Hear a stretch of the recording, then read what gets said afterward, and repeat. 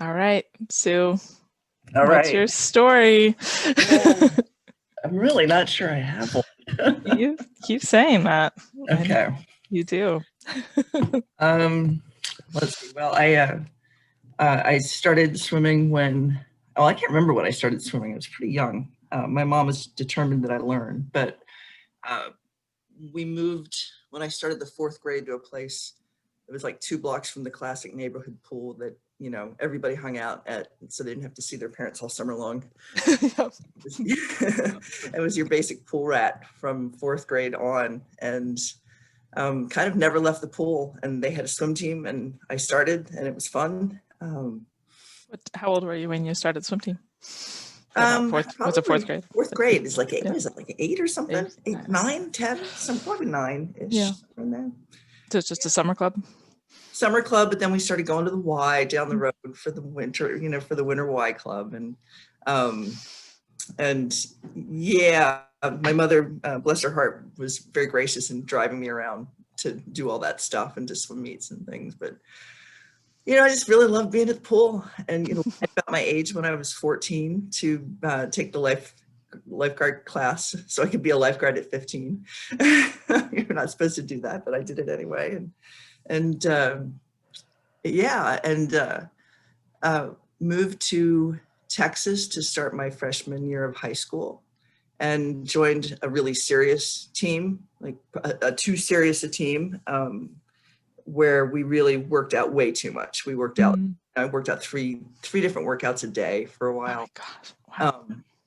Well, you had to do with AAU, so you had to do your token high school workout. So you had your morning, afternoon AAU workout, and you had to do your token hour in the high school pool just to, to be able to swim high school. Mm-hmm.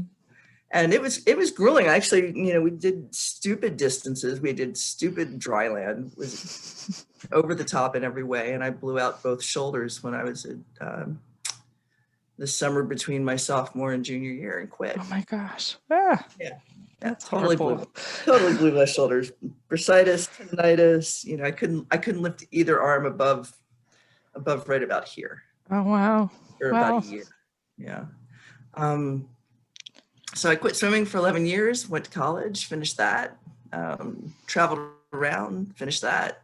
Got a job, and is at the University of Utah that had a really great pool, Steiner Aquatic Center, right down the road. And so I started just to go back to Steiner just for fitness, and found the master's team there and started swimming with the master's team. What year was that? I was near Steiner, University of Utah, just for a very short spell. That was, let's see, I moved to Utah in 89. Okay. And I left there in 96. Okay. I mean, it's a little bit after you. Yeah. Yeah, in fact, that was like right when they'd first built the place. And I've been since. It's really new and fancy. They've done quite a lot to it. But then I moved to Moab. Well, let's go back to Utah. So you started swimming. That was where you started swimming again. So I started swimming back again with the Steiner Masters. And that was... How did your shoulders feel? Fine, actually. Okay. They were fine. Yeah, it only took 11 or 12 years for them to heal. But that was just pretty casual. I think I did one competition the whole time I was there. I was really there just for fitness. But then moved to Moab, Utah, where we had only an outdoor pool. And it was open from March to November, which was great, but it closed for 3 months a year. No team. So I just swam there for fitness and just, from then for 13 years, just basically a fitness swimmer, didn't do a whole bunch of anything. Did, however, work really hard in an effort to get a year-round pool built there. Spent years, everything from working with city council to planning council to, citizen petitions to going around other communities to seeing their pools and helping being on the design team. And finally, right when I left, they built the year-long pool. Oh, wow. Oh my gosh. Yeah. So I've never actually swam in it. Oh no. We were doing some of that here, and I think that's a big It's a big job. It is. And, in a town like Moab, which was kind of poor at the poor and seasonally economy, and it was kind of a mess, but it was good. But it happened. That's fantastic. It did happen. Yeah, I went to visit like 2 years ago, and they let me walk through it, and I was just bawling my eyes out. It's so beautiful. Oh my God. Wow. So then. But then I moved here to Corvallis, Oregon, and started swimming with the Corvallis aquatic team here, and was just kind of putzing along and not really doing much. Went to a couple meets, had fun. And then Oregon Masters puts out a little newsletter, the Oregon OMS thing, or I don't remember what it's called, but Pat Allender wrote an article in one of the issues of this newsletter that talked about how much he loved open water swimming. And I was like, open water swimming, what a concept. When was this? What, approximately? This would have been like 2012, probably. Okay. So it's well into my 40s. I mean, I was already old. Not old. So we waxed poetic in this article about open water swimming. And I was like, wow, that sounds really cool. I think I might try this open water swimming stuff. And went to an event that's held at this lake called Hag Lake, north of us. On my way in, I met Marlis Capper. I met Marlis, and I think she was there with a woman named Sandra Usegi, right? Is that how you say your last name? And, I knew they were from Corvallis somehow. Introduced, and Marlis was like, oh yeah, just have fun, just do this, and gave me all kinds of pointers. And that was my first kind of like pointers in an open water. So this is your first open water experience. Okay. Yeah. Right. It was awful. It was one of those, it was put in by a tri club. So it was one of those awful tri-stars where everybody rips everybody's faces apart. Oh my gosh. And you stuck around. I stuck around. Yeah, because it was fun. I actually really enjoyed it. So kind of the little light bulb went off, and after that I started taking advantage of all of the great open water swim events we have here in Oregon. That was kind of it. I really then went to Elk Lake, loved Elk Lake, went to Ashland, down to Applegate. Yeah, Applegate. Thank you. I'm not enough coffee to actually speak coherently yet. But we have a pretty cool little open water swim series here, and that's what Sue's alluding to. That's kind of how we ran into each other.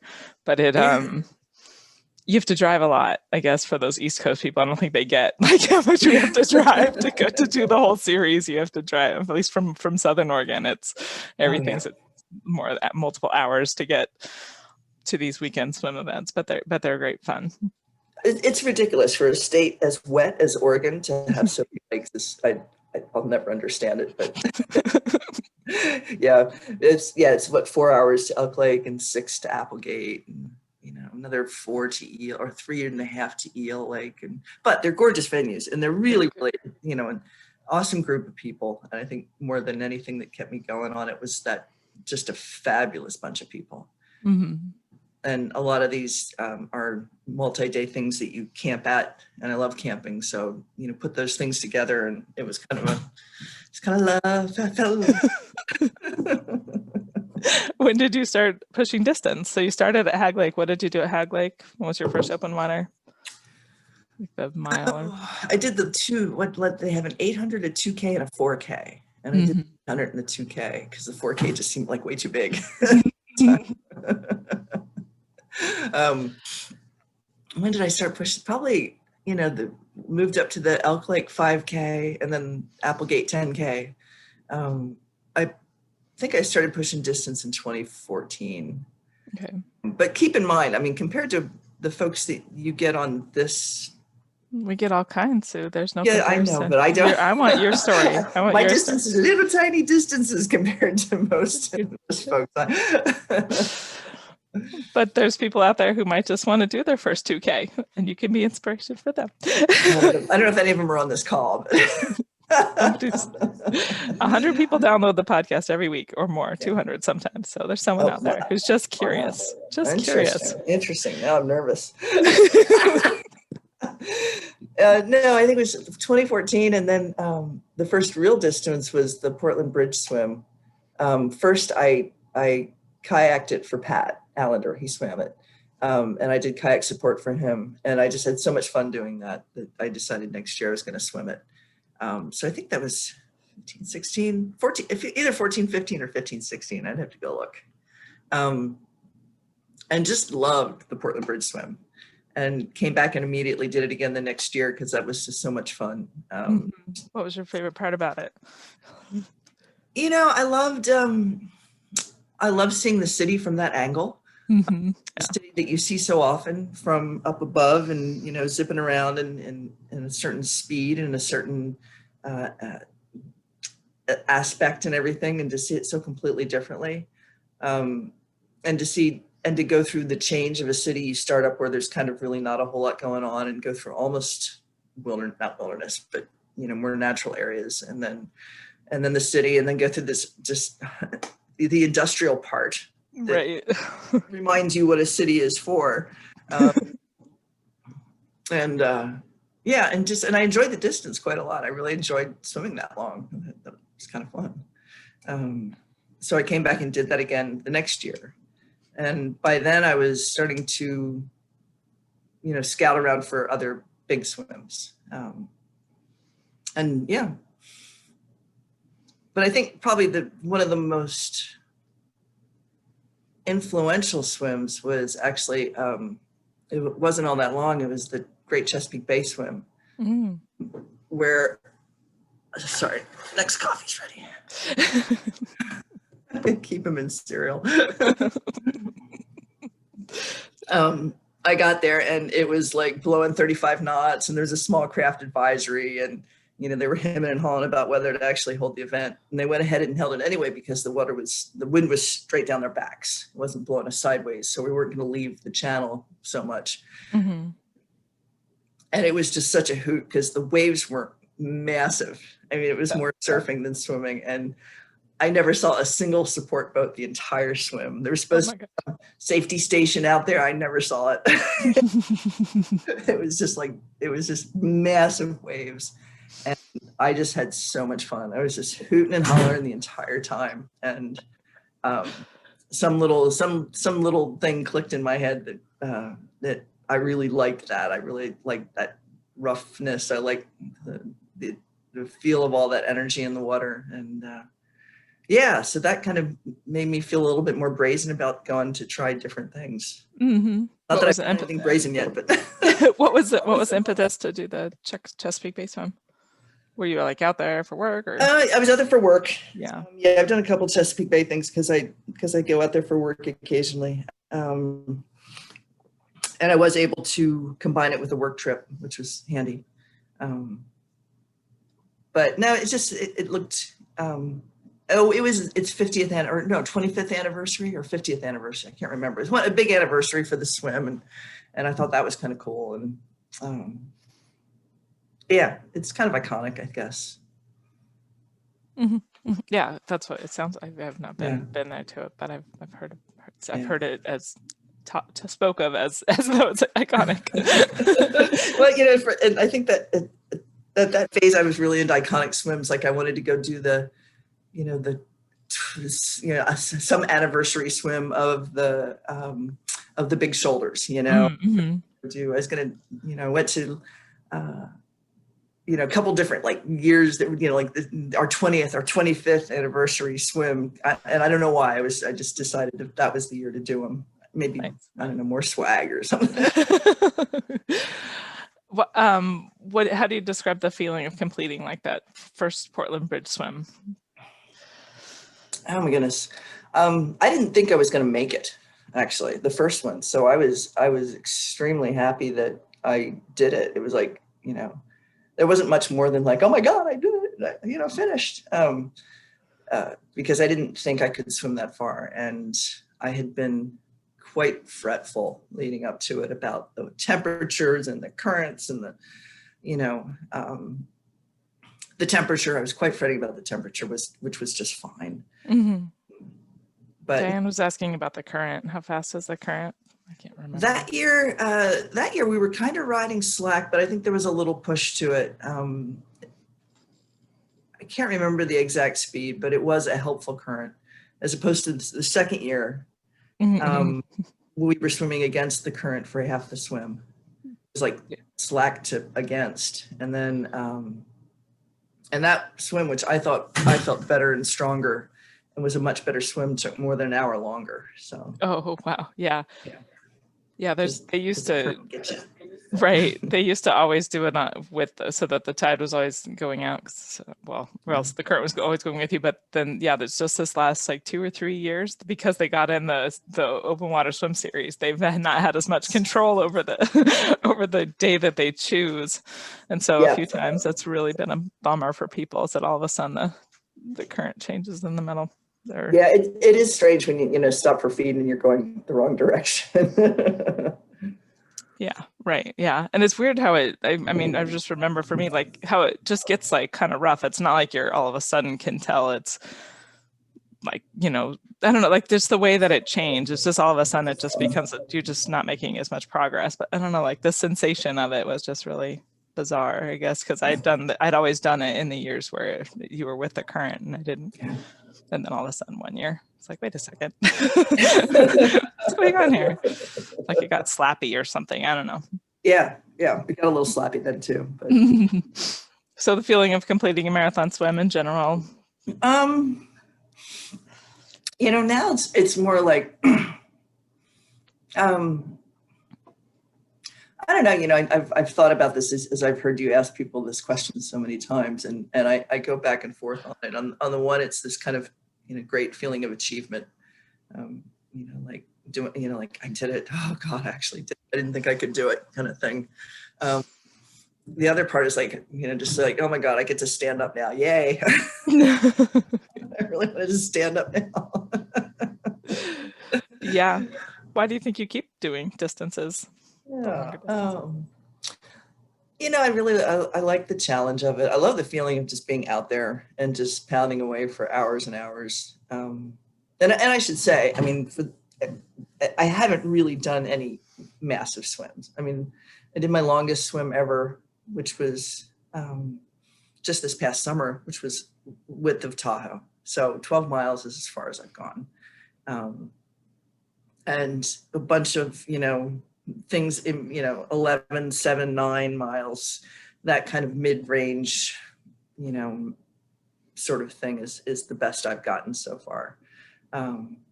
So it's not like I've done some of the Herculean feats that that we've discussed on these calls many times before. So it's not like I'm out there like going so far into the dark side or so deep into the pain zone or anything like that. In 6 hours, I don't know that I mean, I don't know that I think I get the sense from hearing people talk on this, for instance, that there's this whole nother level out there past 8-10 hours or whatever that I have not personally experienced yet. Do you seek to push any more distance? Yeah, actually I do. But incrementally. Yeah. That's smart. That's super smart. I would kind of like to find where the limits are, because a lot of the times a lot of times when I'm done, I kind of want to get back in and go more. Right. And I've kind of gotten myself into a trap the last, well, not COVID year. COVID year is weird, but a couple years before, where I'd gotten such great shape, had so many good swims under my belt, and it would get to be like September or October, and I had nothing more lined up, and I was in top shape, and I wanted, and I hadn't gotten close to where I thought I could, as far as I could swim, and I just wanted to swim more. So I started calling everybody and looking everything for a swim, and not really being able to find anything that wasn't, because everybody was booked at that point in time. Right. Yeah. And so I like leave the year kind of like frustrated, like, God, I should have planned better. If I'd only planned better, I could have had another swim in, damn it. Yeah. Well, that's I don't know, testament to your your training ability. Any tips on training for a new person that's building up? Oh yeah, training's that's a whole new topic, just because of this year. Training is a memory instead of a lived reality at this point.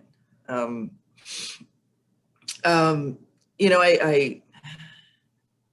mean, luckily I like swimming in the pool. I liked it. This year's been hard swimming in the pool.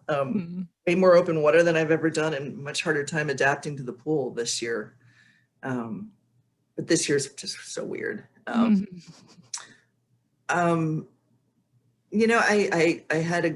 have a coach who's really invested in my success, and although he's not like a real doting coach, he paid attention. He gave me good, strong workouts to keep me fit, and then I would just I just stayed on it.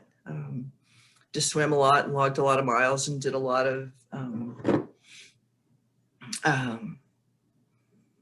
I always think I remember that video that Evan Morrison put together about swimming in the Channel Islands, and he has the thing in here. It's just like, you just got to do the time. You just got to do the time. I think that's the trip. That was the best tip to me, is like, you just got to do the time in the water, and it feels like it does pay off. Especially when you push it and try and do it faster and faster, and play with speed work and interval training and all that stuff that Lynn Cox told us. Is like, yeah, you can do interval training in the open water. Yeah. I think where it breaks down is when you start going those really big distances, though, because you can't, you can't swim that much, right? So that's where at some point you have to just that you can, have the confidence to push yourself. We could talk about training. Maybe that'll be part of season 2. We'll really dig into training. Tell us about the swim you're most proud of. Oh my goodness. I should have been prepared for these questions. I was purposely trying not to prepare for your questions, because I was a little nervous about doing all this. I thought maybe if I didn't think about it might go away.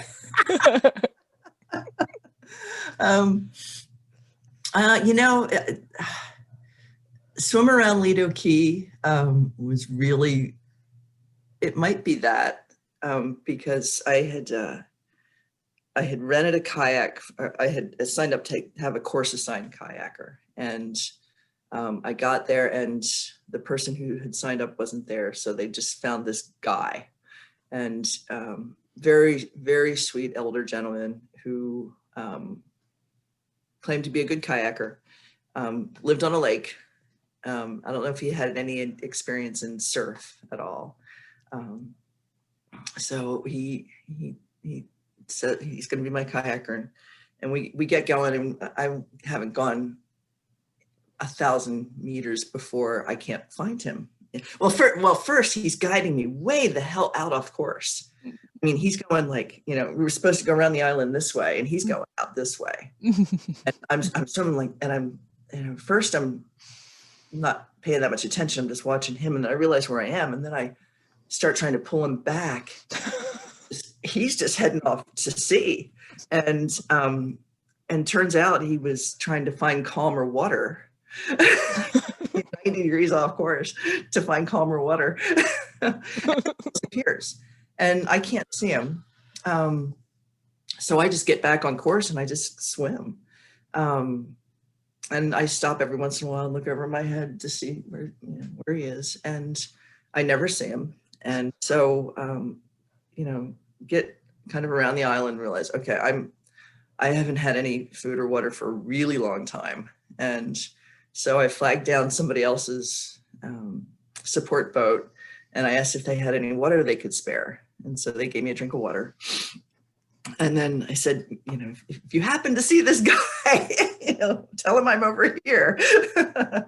And then, so I just kind of keep swimming, and it's a very lovely swim. If you haven't done it, it's worth doing, just because it's such a great venue and such nice water. And then I realized, gosh, I'm starting to bonk, And so I flagged down somebody else and they give me a goo.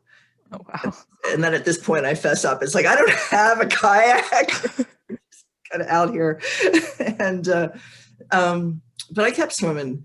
And then this fantastic woman who was just going to be one of the spotter kayakers, so just volunteering, came over and kayaked with me 3/4 of the way around the course, which is 7 miles and change or something like that. And she was great, and she gave me another goo, which was fantastic. And then you kind of come down around the island, and we hit these huge waves. So it was like I was having a hard time even seeing her. She lost me at one point. There was really big waves crashing around that you're head on into, and then you kind of come around the island, and then they're behind you.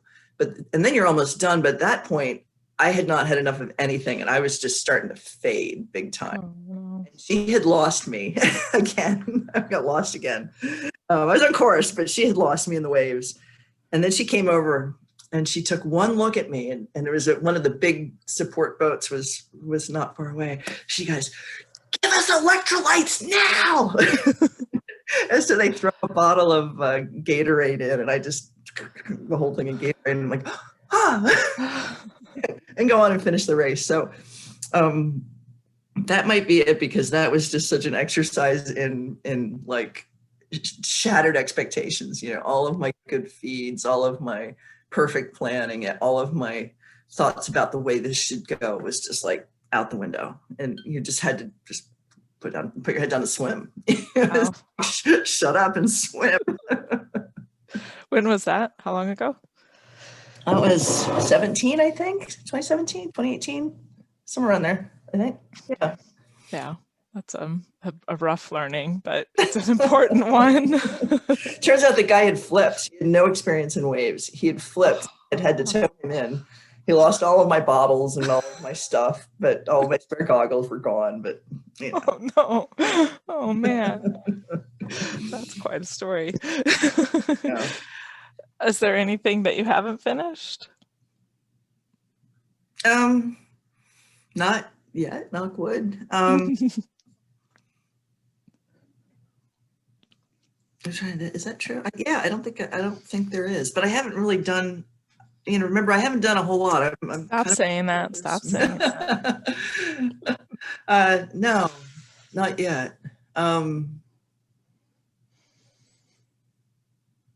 It'll come. Tell us about Tahoe this year. Tahoe is great. I'd signed up for it way back in like this time last year, before the pandemic. Signed up for it on my birthday. It was going to be my birthday present for myself. And then the pandemic, and then I was going to do it with Sylvia, and Sylvia gave everybody the option to defer to the next year. And so in March or April, I decided to defer. And then, because I just didn't see the training happening. I didn't see the travel. I didn't see the training happening. I didn't think there was any way in hell I could be fit enough for that with the pool closing. Excuse me. But thanks to Marlis, actually managed to get me into, I had started swimming in this little backwater in the Willamette River, but with a wetsuit and everything. And Marlis actually got me to take the wetsuit off and start swimming for reals. And we're actually doing, actually getting in most days. We were getting not the huge distance, not the huge interval training or anything like that, but we were getting in the water most days. And then, I started thinking that then things loosened up a little bit. And, I'd done some camping and realized that camping was a fairly safe way to go. And I had never canceled my campground reservations for Tahoe. Even though I deferred, I thought I'd hold on to them just in case. And, at some point I realized, I might just try it anyway. Cause at that point, I really wanted to get out of town really badly, really wanted to get out of town at that point. So I called Sylvia up, and she said, "Oh yeah, your day is still open. Do you want it?" I said, "Sure." Went down and crewed, did a really great combination. I crewed for Sarah Eisman, She did it true width a couple days before. And so I kayaked for her, and then Marlis came down to crew for me, and just had perfect conditions. I mean, it was glass most of the way. It had almost. What time does it start for the? It was 4:35 or something like that. I think we started. Okay. So it's dark, but it was. It seemed to go fast. It seemed to go really, really fast. It's, Tahoe, you just get mesmerized by the shades of blue, And I remember that just the first couple hours with the light starting to come in, just focusing on the blue, and is it blue yet? It's like, is it blue yet? Is it blue yet? And I decided I was the exact moment that it turned blue. Yeah, mental games.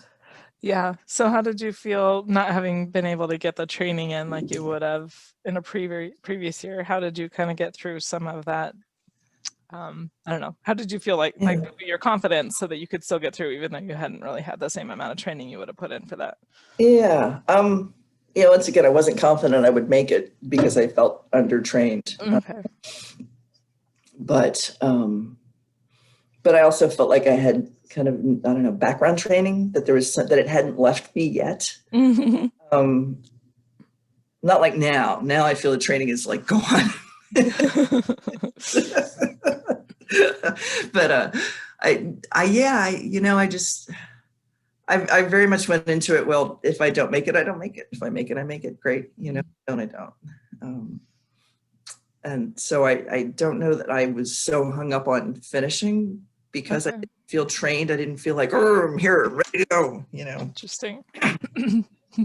I was there. I felt like I was there more for the experience, and remember thinking, well, it's going to be a very expensive experience if I get pulled out, get my money's worth and stay in. Yeah. So what do you think is more blue, Waldo or Tahoe? Ooh. Waldo is one of our local mountain, quote unquote local, as in we're both in Oregon. Right. Waldo might be more blue than Tahoe. The clarity in Waldo, I think, is unparalleled. Like I was kind of underwhelmed when I went to Tahoe, and I was like, okay, sure, it's blue, but it wasn't that clear, at least when I could see it. I thought Tahoe has more purple tones to it. We're getting into our shades of blue. I think I would.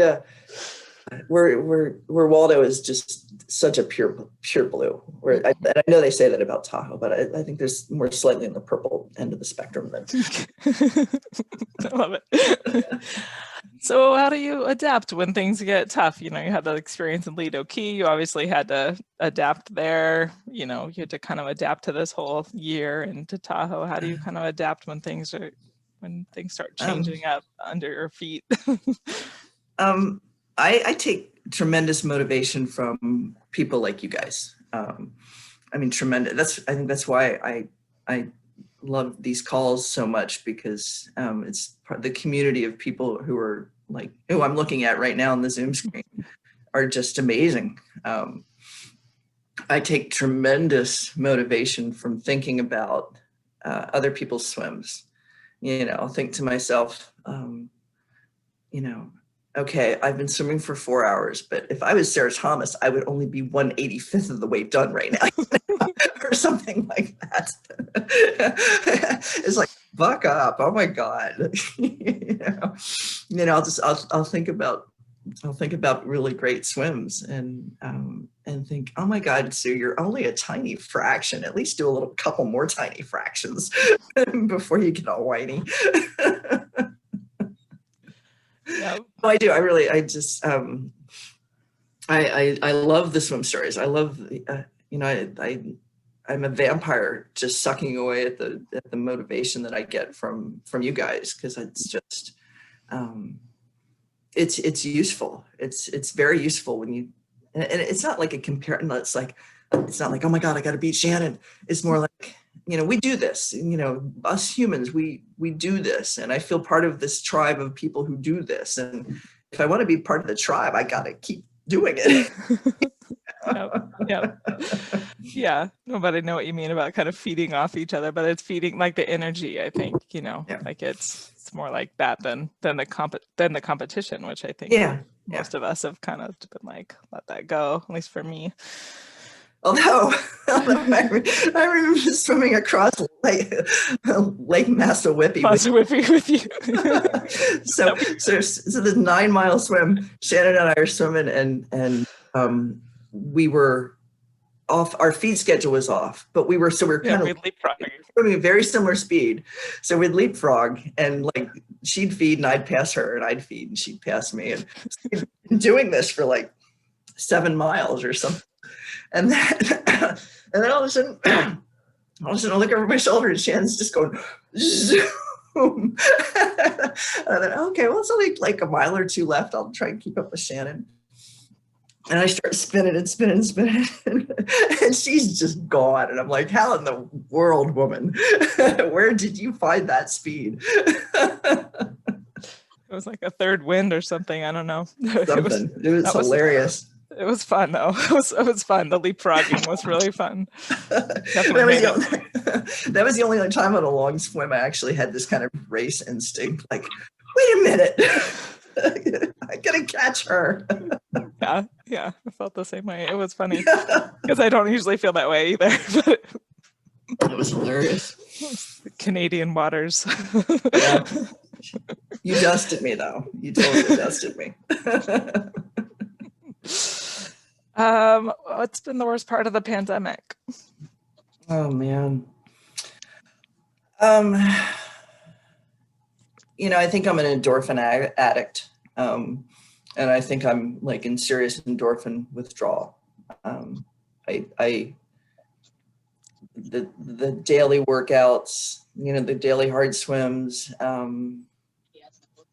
and I miss training. I miss training hard a lot. And just not going, just having all these lakes I want to swim in, all these, oceans I want to swim in, all this water I want to see, and just not being able to do it. And having it feel kind of okay, but not, just a couple weeks ago, we were going to go down to the bay and get a bay swim in, and figured, okay, we're going to drive. So we're not going to be exposed to people. We're going to stay in a certified Airbnb. Felt like we could have done it safely, but right then everything spiked and the governor said, stay home. And we were like, okay, we really like our governor, and the governor said, stay home. So we canceled it, and it's just like one cancellation after another. And then trying to figure out how to plan. It feels, it's this time of year where you plan next year, and not knowing what and how to plan is hard. But on the one hand, I'm starting to think this year has made me feel less inclined toward like events, and more inclined to go swim exploring, and maybe that's because I know that I can do that safely, go out to some lake in the middle of nowhere and camp at it and swim at it. The logistics become more challenging. But now I find myself planning stringing 3-4 wilderness lakes together on a camping trip kind of thing, is my planning now, as opposed to saying, okay, I'm going to go to Swim the Kingdom week, and I'm going to, Finger Lakes Open Water Festival. And, I'm not thinking of those kind of lines at all. I'm more thinking about campground reservations by big lakes and stuff like that. I think you're a planning addict, maybe. I am a planning addict. Yes. Planning for endorphins. Yes. Oh man. What advice would you give to an aspiring marathon swimmer? Find your mentor. find people who are willing to take you under their wing, and to tell you the wise words, and to say smart things to you, and to be happy in your successes and whatnot. I mean, I think, you know, I was really lucky between Pat Allender and Marlis, and a few other folks to have really great, you know, folks to swim with who were just full of wise words and good experience. And I would always say, yeah, find the people who are going to help you through it. I don't know. It is, a lot of it is the community. I do adore the community. Yeah. What marathon swimmers inspired you? Oh my goodness. Well, Caroline has inspired me. Caroline's one of them. You know, oh goodness, so many.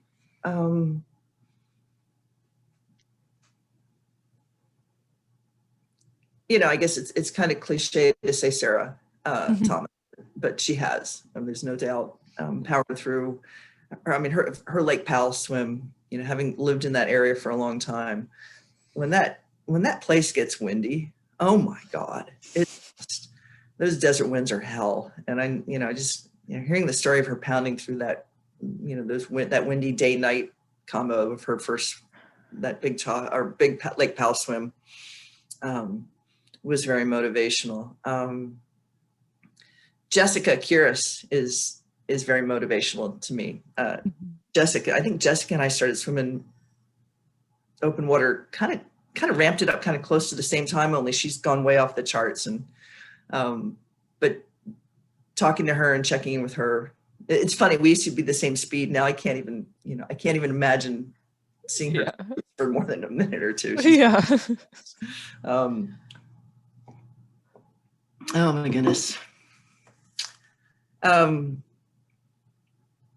kayaked, I did kayak support for Kim Hedges around Mercer Island. And Kim Hedges is, I find her motivational. She's very quiet.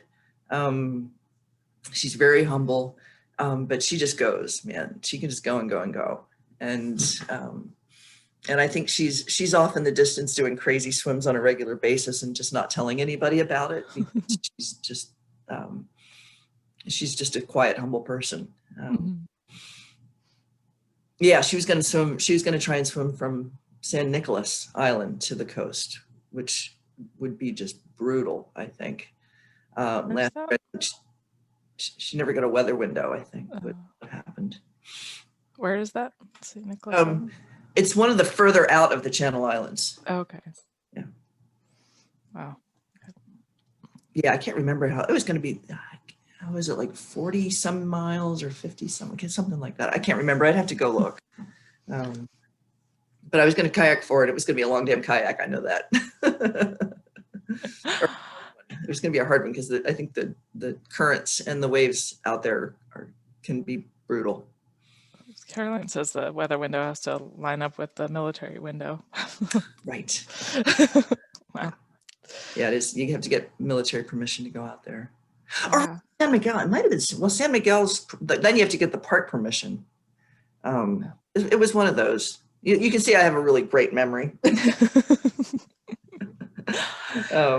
But I'll just mention I really love doing. I love supporting swims almost as much as I like swimming them. And put it out there for anybody who needs a support swimmer. My whole retirement plan is to, when I retire, is to just kayak support for swims and get some swims in around the side.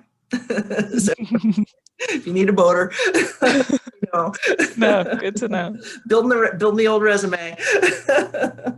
Fantastic. We're pretty much ready to wrap it up, but I did want to ask, I thought you'd bring up running, because you run too. How do you manage both running and well, I haven't really run much. I'm just barely getting back in. I haven't run since April, really, when we started swimming a lot more.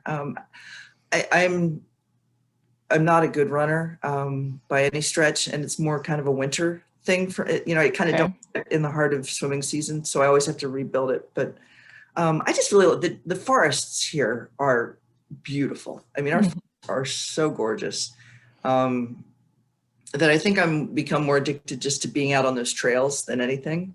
Mm. And it's kind of like a nice animalistic pleasure is, you know, kind of running through a forest trail is, you know, you feel very primal.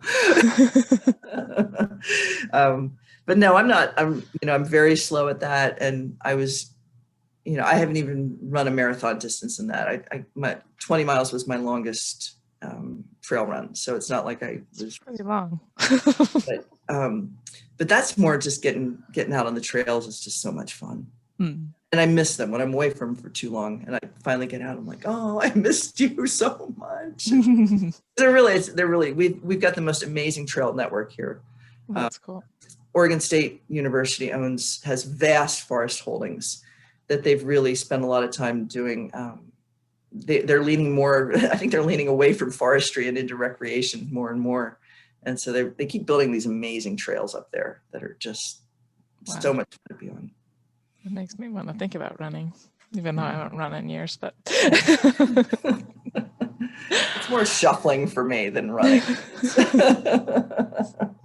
It's awesome. Thank you so much for sharing your story, Sue. I love it. All right. Thanks. Thanks, guys. You guys. Good to see you all. Take care. Bye. Bye-bye.